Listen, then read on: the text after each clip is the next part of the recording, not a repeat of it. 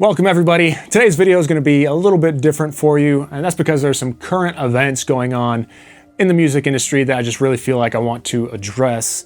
As the owner of an independent music label, an independent musician myself, and an audio engineer that works with independent musicians, just really passionate about this subject, and that is the new payout terms for Spotify. So if you didn't hear, a couple weeks ago, Spotify told us that in just about a month, in 2024, they're going to stop paying out on songs that don't have at least 1,000 listens per year.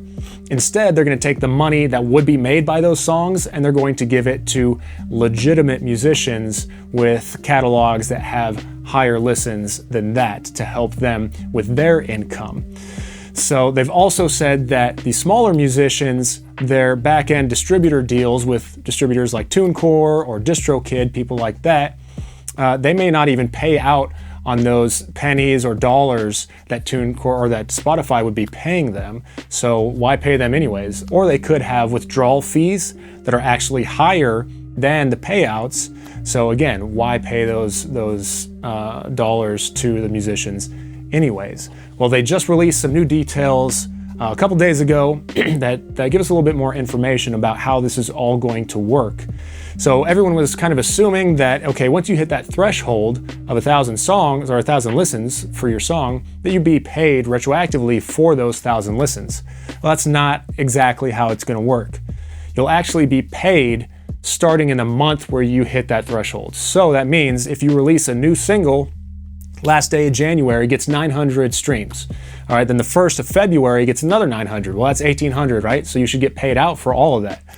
Well, no, because you didn't cross that threshold until February, so you don't start getting paid until February. So those first 900 streams that happened in January, all the money that made, that's going to go to some other musician that had nothing to do with that song and not to you.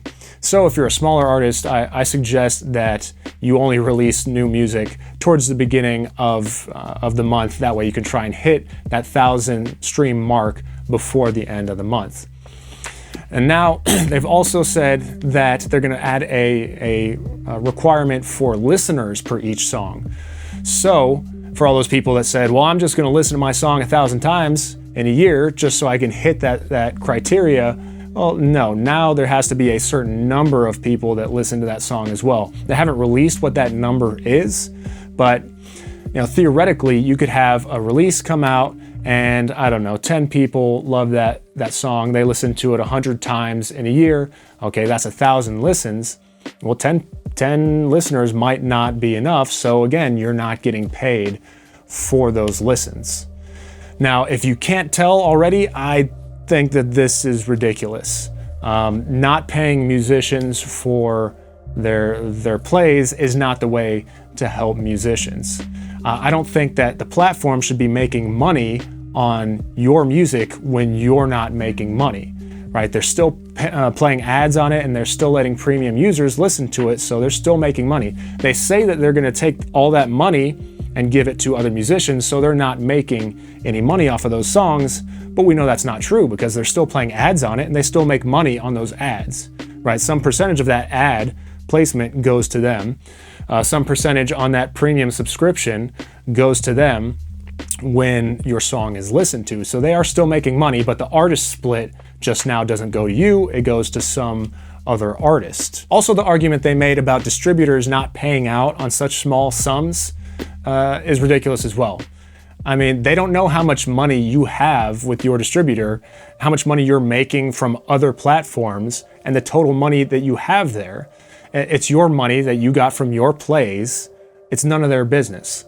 And the terms that you agreed to for withdrawal fees or anything like that, but that's between you and your distributor and not between Spotify. Spotify should not even be getting involved with that. That's a terrible argument. So Spotify insists on moving forward with these terms, which it looks like they're going to. There's no reason that they wouldn't. I have a few ideas or suggestions for them to ignore that would actually really help. And the first of those would be not to play ads on songs that don't meet that criteria, right? Because once again, they should not be making money on songs that they aren't paying the owners of that song for.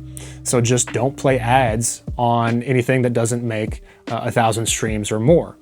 And you can even include in the app a section or a tab just for those songs below 1,000 streams.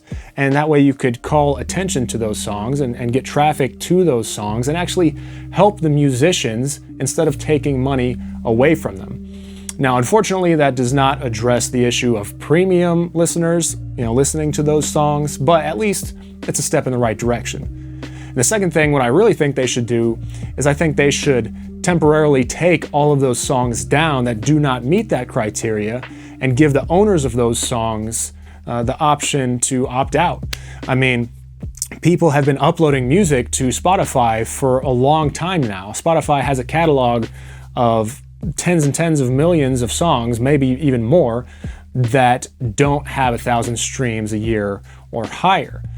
And now they're just going to take all those songs and stop paying out on them.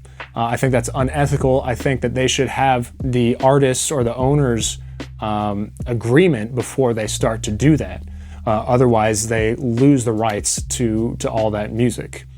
And third, at the end of the day, and this is the big one, Spotify, if you're really that concerned about how much musicians are making, just pay them more. I know it's a crazy idea, right? Crazy. Just pay musicians more.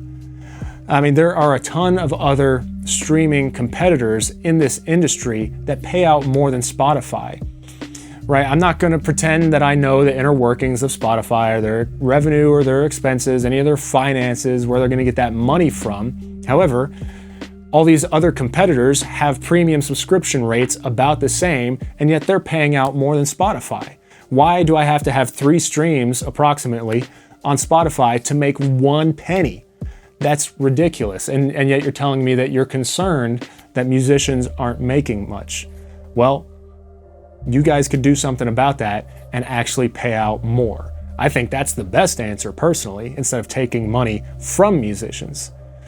So all of this leads to the final big question, which is what can we do about it? Well, you have a couple options. As listeners, just go to another platform, right? In fact, today I'm going to be ending my Spotify premium account and going to a competitor's platform. That's a really easy solution. Now, as an artist or musician, it's a little bit more complicated. Yeah, you can just choose not to upload your music to Spotify, and maybe that's a good answer for you. But there's a lot of other players in the music industry that look at your Spotify numbers, A&R reps, talent buyers, promoters, these people, to determine whether to pursue you or book you or how much to pay you, all of that stuff. So maybe it doesn't make sense to remove your music completely from Spotify. Either way, that's really going to be up to you. However, what you can do, instead of doing pre-saved campaigns on Spotify or telling, hey, go listen to my new single on Spotify, send your traffic elsewhere. Send it to one of all those many other platforms that pay out more anyways. So if your traffic does go over there, you're making more money, right? So, those are some things you can do, but you really have to see what makes sense for you and your career in the music industry. So, that's what I think about the subject. What do you guys think? Do you think I'm just some crazy person ranting? Or do you agree with me? I'd love to start a dialogue about this. So leave a comment in the comments section down below and I'll get back to you. Thanks for watching, everybody. And we'll see you next week.